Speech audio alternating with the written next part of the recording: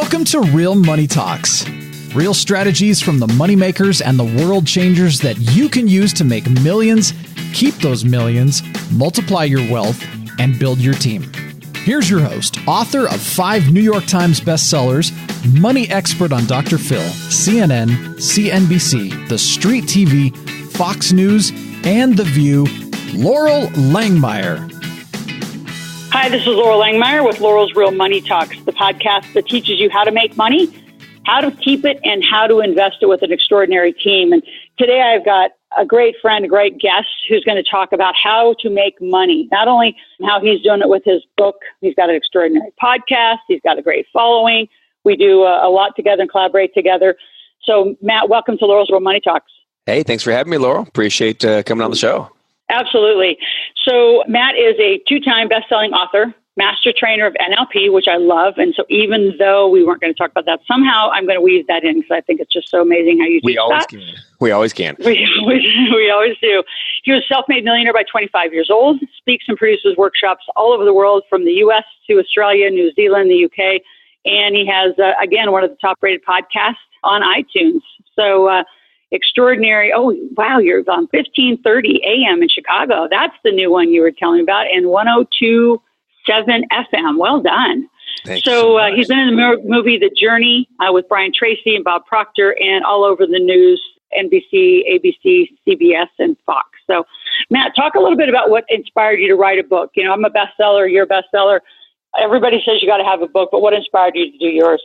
So the book's called The Firebox Principle, the 7 drives that fuel every entrepreneur. And really, this is almost more of a storybook. I started looking around at entrepreneurs and people who have done really cool things, visionaries and whatnot. And it took me back. I remember real quick, I was 6 years old.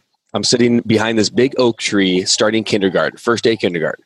And I looked out and I remember vividly seeing all these kids and thinking, there's no way I could play with them. They all played together, but I couldn't go talk to them. And that traveled with me all through school.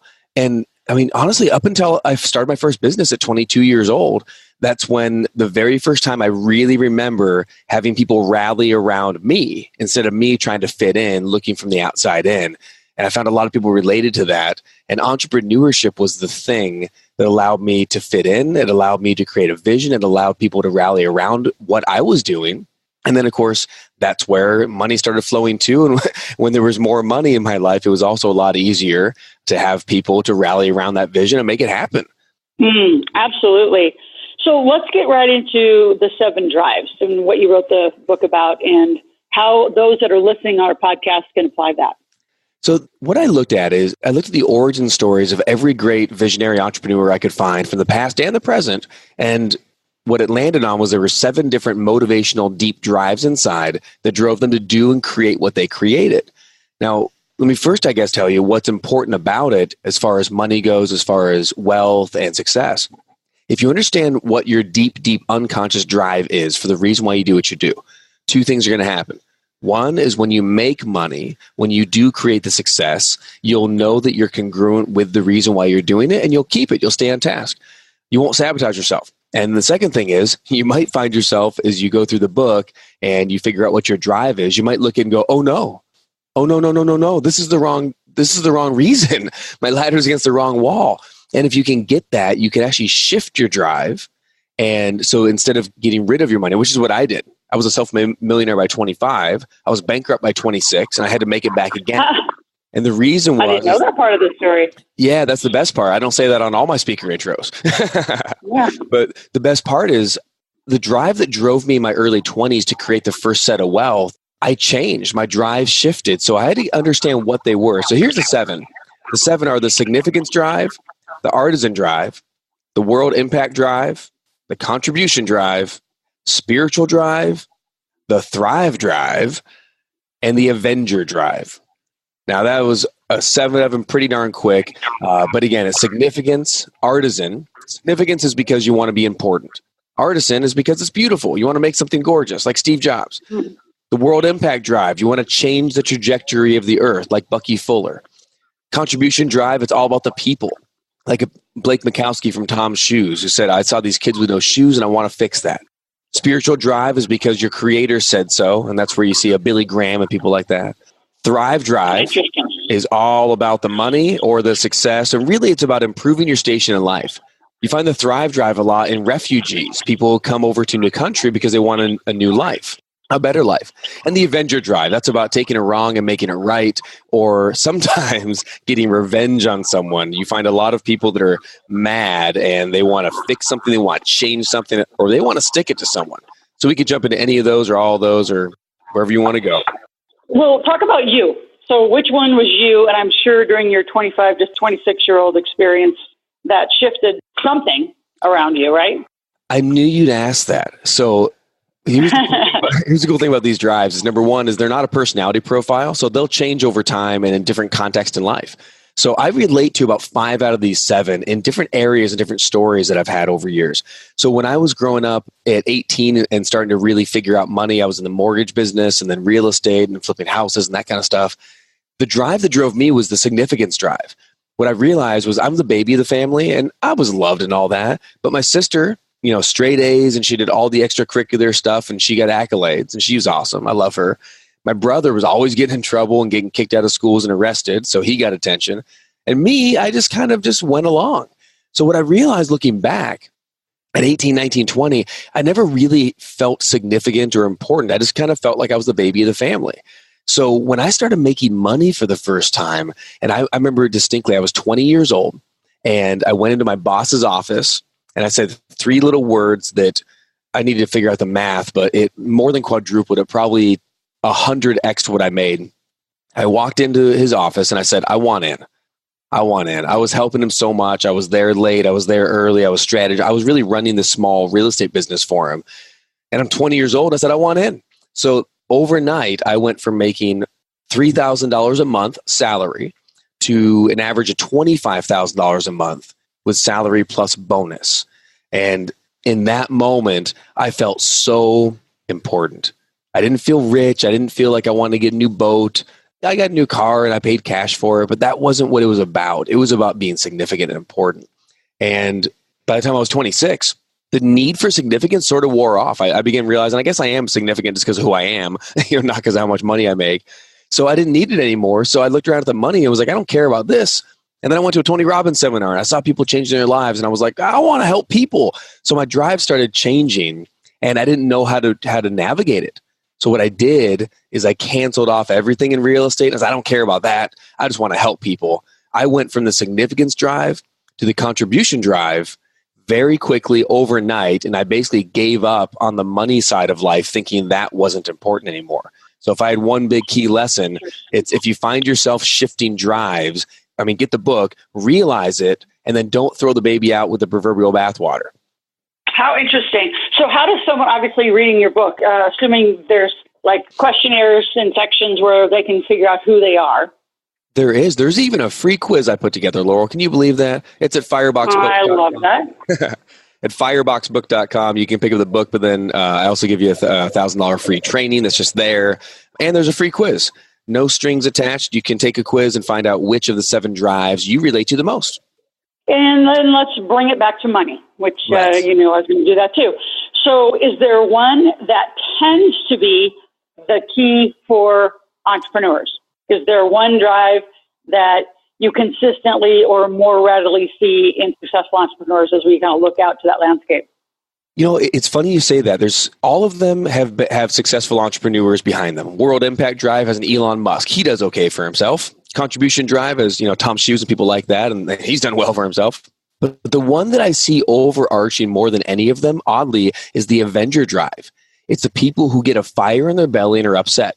I'll give you a quick example. There's a company, a pub restaurant in the UK called Witherspoons. And Witherspoons started because there was the first Witherspoons ever. The founder had a 3rd grade teacher who told him he was never going to amount to anything. And he was slow and he wasn't as smart as the other kids and he should just give it up. That fired him so much that when he grew up, went to business school, he decided to start his own kind of a Denny's, right, in the UK. And he put his first ever Witherspoons. And he called it Witherspoons because his 3rd grade teacher's name was, of course, Mrs. Witherspoon. Not only that, but he put the first restaurant right across the street from his elementary school. So every day when Mrs. Witherspoon walked out to her car, she would look up and be reminded that she was dead wrong about some kid. and that she should never do it to another one. That's an example of the Avenger drive, when someone was so driven by anger or resentment or upset about something. I want to change something. I want to prove a point. And that can produce such a great fire. Companies like Lamborghini started to prove a point to Ferrari. Dyson Vacuum started to prove a point to the vacuum cleaner industry. And the list goes on. But there are so many great companies that have founded and made a ton of money because they're driven by the Avenger drive. How interesting. So once you find out, what do you do with it? It's interesting. I think a lot of people probably take that significance role in life early, and then once they have it, move on to something else. But once you have it, I'm assuming there are some steps that we do to become more effective. Once we know it, what do we do with it? You really have two options. Just to know it? No, it's much more than knowing it. It's for everyone with wealth, but especially in the business landscape. And you're a huge proponent of this, I know, Loral, obviously. Everyone who's building wealth, you must have entities as well. You're probably going to have a team around you. You shout that out, and I do too. So the two things you can do is, number one, if you know that you're congruent with it, if you find out, you take the quiz, and you go, oh my gosh, I'm significance drive. My dad overshadowed me like Rupert Murdoch's dad did, and I never felt like I was enough. Oh my gosh. That's why I'm doing this. That's why I'm creating this. Number one is give it to your brand. Wave the flag with pride. Tell people this is my story. Put your story on things. Share it with your team. Shockingly, a lot of people on your team probably don't even know that's what your story is. So instead of hiding it, share it. The second option, though, is if you realize that, and let's just take significance drive, same thing. You realize, oh my gosh, I'm doing this out of significance, but really this is a nonprofit and we're supposed to be a contribution centered about the people. Then your option is change it. And I go into companies all the time. I've been to the YMCA, US Bank, going into Apple, and even NASA later next year.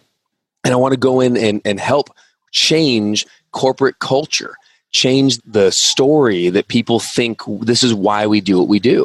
You know, you look at a NASA and you can't be inspired in 2018 from what JFK said in 1960. Like, as inspiring as that is, the rules have changed. The vision has changed. So sometimes you got to realize that the drive that started something isn't the drive to continue something. So it's time to change that.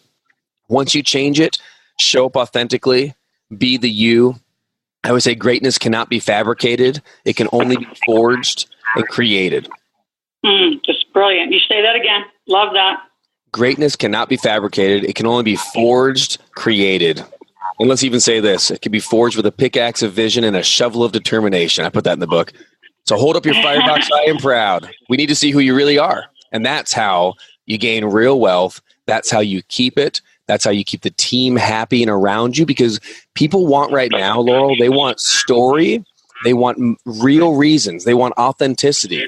And knowing your firebox drive will drive the authenticity behind the story behind why you're creating the wealth you are. And people will follow along with you, I promise. So let's bring NLP into it. I mean, you're a master at trainer and understanding of NLP. How does that work within these drives? So the biggest thing that NLP can do for someone is to help behavioral change. The fastest definition I have for neuro-linguistic programming, or NLP, is how to take back control of your brain or how to take back influence over your life.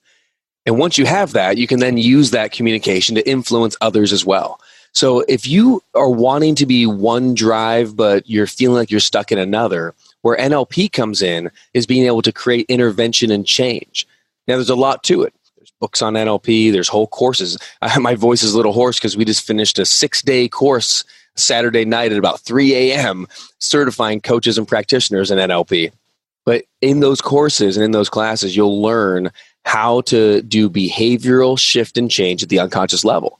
So if you feel like I have one drive and I got to change it, but I feel guilty about this, or I feel fear around something, or I'm stuck in this habit of doing what I don't want to do anymore, that's the thing that'll shift it the most. And NLP is the thing that'll intervene on that behavior. So if people don't know NLP very well, just a few tips as we wrap up the podcast. How would they use it? How do they implement it besides go see you? Let me give you one example that I think in the time we have would make a lot of sense. So one of the most underrated yet powerful techniques or frames in NLP is what we call association, dissociation. So association simply is if you imagined a memory of yours, or you imagine leading the charge in your business or in your wealth, and in the memory, you're actually looking through your own eyes as if you are living that memory. That's called associated. If you looked at the memory, but it was as if you were watching yourself on television or watching yourself in a picture, that's called dissociated. Very simple. But what most people don't realize is the power and the difference between the two. And when you think about your memories, every time I ask someone, oh, do you think in your memories, do you see yourself in the picture or do you look through your own eyes? No one ever knows until they try it out. If you consciously, on purpose, decide when to associate. So the reason you want to associate is it's 10 times easier to feel feelings and get motivations. So if I'm imagining in my mind the hustle and the grind or the work to create the wealth that I want to create, if I'm going to imagine my mind sitting on my yacht or impacting the children in a third world country, whatever the dream is for you, why you want your wealth, when you associate and look through your own eyes, the motivation has been shown to go higher and higher and higher. So literally the next morning when you wake up and decide what you're going to do you hit the snooze alarm 3 or 4 dozen times? Or do you get up, throw the covers off and go, yes, it's time for today. I'm going to get out there and start working on this dream. The difference on what you'll actually do is based on the feeling of motivation that you get unconsciously in the morning. If you associate into your goals, your memories, and your action steps, you'll be more likely to take action on it. If you dissociate, you'll feel like it's something like you watch Netflix. You don't want to watch your dreams in your mind just like you're watching Netflix because it's very passive. So the quick tip and just the rehash of that is when you get your visions, your goals, and your action steps, look through your own eyes, in your own mind, in your mind's eye, see yourself doing the things and accomplishing the things you need to accomplish. It'll create more inner motivation, and you're much more likely to throw the covers off and get up and go after it the next day. And it's all about action, really. It's not about how you feel. It's all about the action it produces. How's that? So, Matt, it's awesome. Great and very quick, but very useful. So there's a whole bunch of people, and I know you see them like I see them, who still, I'm going to say, are stuck in 2008-9, right? I don't want to go again. I've already been burned. I don't want to go again. I've lost it all. I don't want to go again to risk it all. Like, you hear that same story that I hear. Mine's around money. Yours is just around, you said dreams, visions, goals. What do you tell those folks? How do they shift from that place? The same thing I had to tell myself, because I lost millions of dollars in 2008. Millions. And what I tell myself is really simply, as soon as I said, I can't afford to get back out there and do something, I can't afford to do that, I just look at myself and say, I can't afford not to. Because the truth is, you're always going to fail. Sorry, you're always going to fail. You're always going to be overwhelmed. But the question is, by what? And what do you do with it? When we fail, it's not a question of if, it's always when, and it's the meaning. So ask yourself, when you've failed, when you've struggled, when it's been hard, what did you make that mean? Now, some people make it mean, hey, I tried hard, I learned something, that was painful, but now I get to get up out of the ashes and decide what to do with myself. Now I get to decide what that means. Did it mean that if I can get through that, I can get through anything? And that's what 2008 meant to me. If I could get through that hardship, I can get through anything. It'll never be that bad. This is amazing. So I might as well try. But some people make it mean I'm a failure. They make it mean, oh, you know what? I tried that thing once. I never need to do it again. So decide what it means. And if you can get through one thing, you can get through anything. Totally agree. So, Matt, thank you. This has been Loral's Real Money Talks. And again, those of you who want to get a hold of Matt, tell a little bit more about the book, the quiz, and how they can get a hold of you. Thanks, Loral. So the book is The Firebox Principle, the 7 Drives that Fuel Every Entrepreneur, and you can find it at fireboxbook.com. Fireboxbook.com.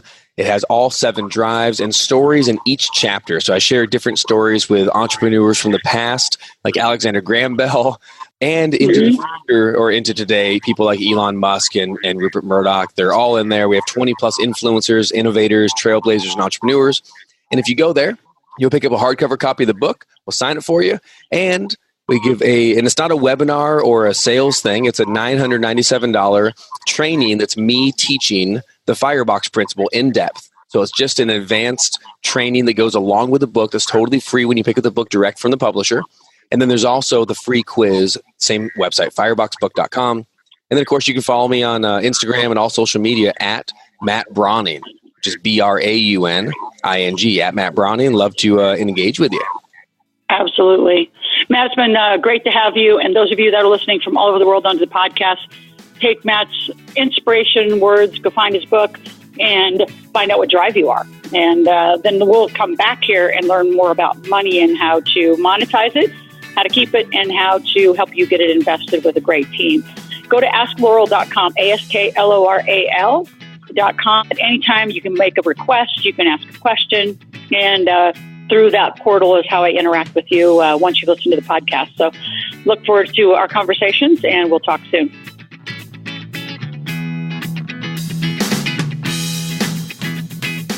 Thanks for listening to the Real Money Talks podcast. Your host has been Loral Langmeyer, author of 5 New York Times bestsellers, money expert on Dr. Phil, CNN, CNBC, The Street TV, Fox News, and The View. Want to learn more about off-Wall Street investing, tax strategies, and multi-million-dollar business strategies? Visit liveoutloud.com/podcast for past episodes, show notes, and resources. For some special wealth-building gifts only for Loral's podcast listeners, visit liveoutloud.com/podcast gifts. Do you have a burning question for Loral? Visit askloral.com to submit your question, and it may just be covered on a podcast episode. So stay tuned and be sure to subscribe to get new episodes every week.